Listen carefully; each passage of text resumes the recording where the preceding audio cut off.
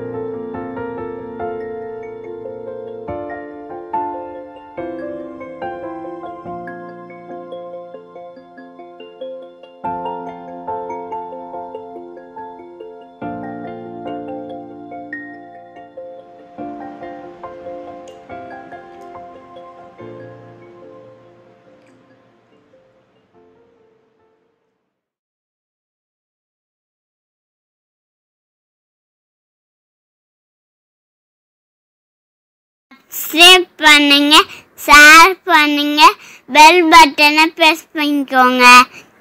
Thanks for வாட்சிங். By.